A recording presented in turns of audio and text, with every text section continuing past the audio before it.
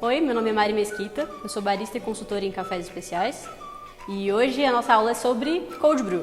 Cold Brew é um pouco controverso para muita gente porque a gente está muito acostumado a tomar café quente.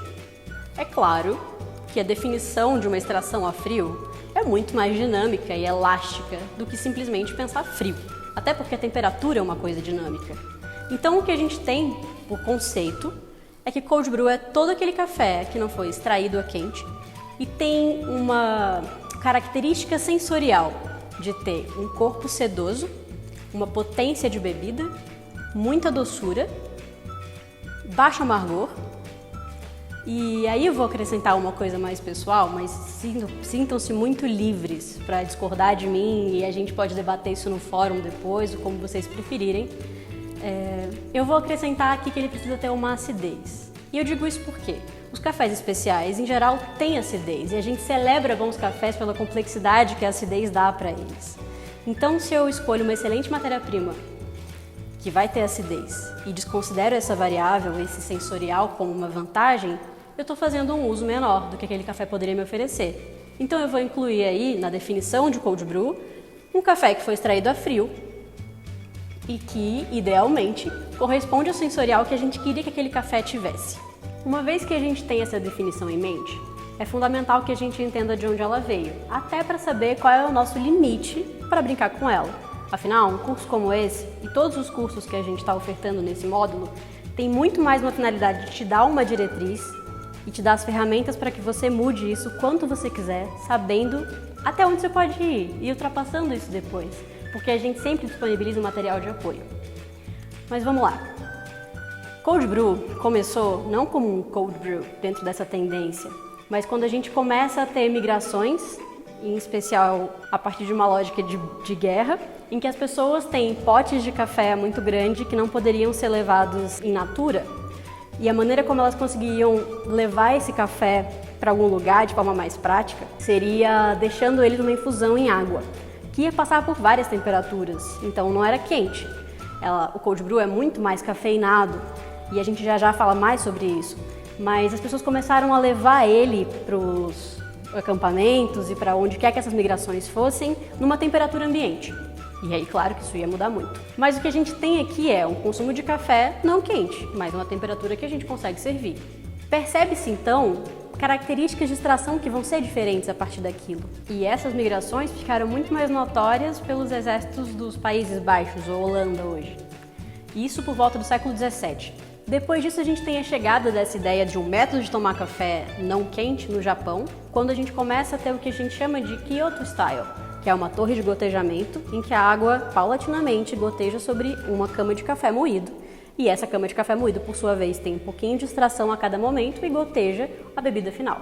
Depois disso tudo, a gente aperta um para frente, depois desse avançar a gente chega no século XX, quando a gente tem um boom de cafeterias comercializando café pensado pela qualidade e com um teor de cafeína que começa a assustar aqueles que têm problemas com acidez no estômago. Então, uma empresa chamada Todd, esse é realmente o nome do cara que criou o método, criou uma forma de extrair o café que tivesse uma acidez mais baixa. A gente sabe que os ácidos são compostos extraídos a alta temperatura.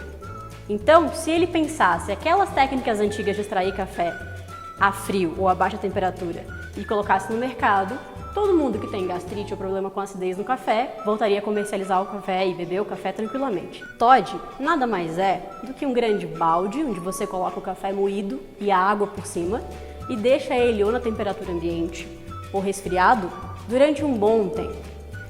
E depois coa isso, passa isso por um filtro. E esse foi um método que ajudou a alavancar boa parte do que a gente tem hoje como um mercado de cold brew. Porque aí grandes empresas e franquias começaram a ter isso nos seus cardápios e a colocar outras bebidas interessantes nisso aí. Então a gente tem uma inserção muito grande do cold brew em coisas como leites e bebidas do cardápio clássico de café, só que repaginadas para temperatura mais baixa. E finalmente, depois que a gente entendeu tudo aquilo sobre o histórico, a definição, de onde vem, a gente tem que saber para onde vai o cold brew. Esse curso é para a gente entender como fazer o melhor cold brew na nossa casa. E para isso a gente precisa estar muito atento a 4 coisas. As variáveis da extração, que a gente vai falar daqui a pouco, os métodos possíveis de fazer isso na sua casa, um cuidado que se precisa ter desse processo inteiro, e o primeiro, e para mim mais importante disso, é a escolha da matéria-prima. O cold brew não é mais gentil com os defeitos do café. Ele é uma extração que vai revelar tudo que o café tem para oferecer. O que eu te sugiro então é que, já que você está trabalhando com só 2 ingredientes, o café e a água, escolhe o melhor que você puder. Então, faça uma escolha consciente de comprar aquele café que mais te agrada. Compra daquela torrefação que leva o preparo a sério, compra daquele que você sabe que pagou o produtor direito, ele vai ter um sabor muito melhor na xícara. O que eu te peço é, escolhe um café para o cold brew que você já goste no filtrado, ou que você já tenha provado ele em algum momento e pensado, cara, eu quero muito que isso aqui tenha um gosto ótimo gelado. Porque o cold brew não vai amaciar aquele café, ele vai trazer para a bebida o que ele tem de mais potente. Uma vez que você escolheu a matéria-prima, escolheu aquele café que mais te agrada, a gente tem que pensar em quais são os formatos possíveis de extrair esse café. Tendo em vista que essa é uma aula de cold brew caseiro, em épocas de quarentena, a gente optou por escolher os materiais que você já vai ter na sua casa. Isso contando que você já escolheu o seu café especial de preferência. Isso posto, você vai precisar de um pote previamente esterilizado, limpo e sem cheiros dos habitantes anteriores a esse pote. Então, por favor, livre dos aromas de palmito, azeitonas e demais conservas, ou o que quer que seja. Deixa esse pote no cantinho, pega a sua balança, se você tiver, senão a gente já pensa em outra forma de lidar com essa unidade de medida.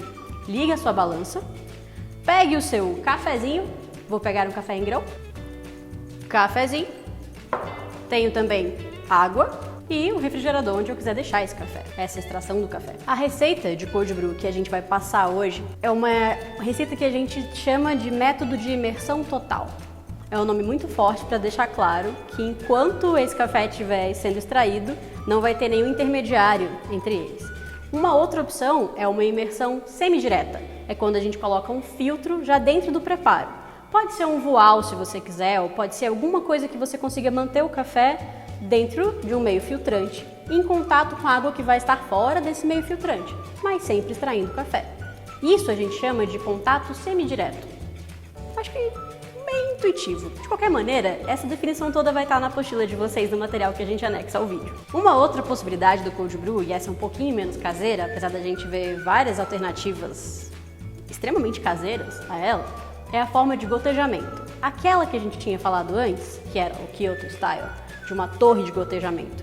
Essa tem uma paulatina vazão de água em cima de uma cama de café moído, e essa cama de café moído tem uma paulatina extração em um pote, ou uma jarra, ou um decanter com o café pronto. Esses são os 3 métodos de extração de cold brew mais comuns. Imersão total, que é o que a gente vai fazer hoje, que é o mais fácil de fazer em casa e acho que é o que eu prefiro. Imersão semidireta, que é quando a gente tem o meio filtrante intermediando a relação entre o café moído e a água durante a extração toda. E gotejamento. Uma vez que a gente tenha todos os objetos que a gente vai precisar e a gente já saiba qual vai ser o nosso método de extração, como eu comentei, contato por imersão total, a gente precisa saber quais são as variáveis em questão que vão nortear essa extração.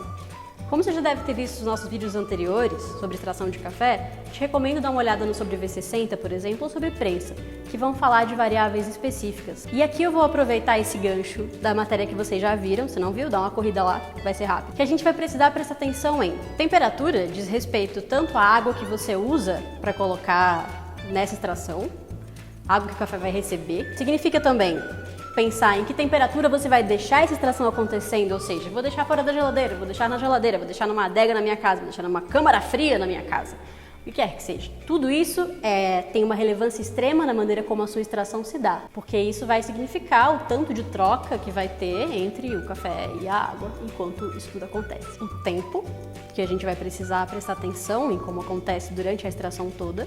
E o tempo não diz respeito ao tempo que está na sua balança enquanto você está preparando aquilo ali. Diz respeito ao tempo que você vai deixar isso em imersão. Tudo bem? Claro que vai variar bastante dependendo do que você quiser como bebida.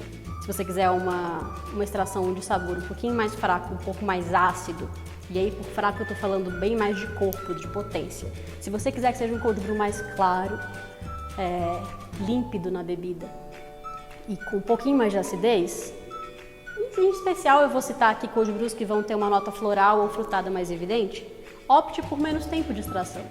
Eu vou sugerir aqui uma abordagem, você pode discordar comigo e a gente vai falar sobre isso depois se você quiser, entre 6 e 10 horas. Em extrações mais longas de cold brew, você em geral consegue características sensoriais de sabores menos voláteis. Ou seja, o chocolate, o amendoado, aquela nota maltada que o cold brew frequentemente tem. Isso tudo tem a ver com uma extração mais longa.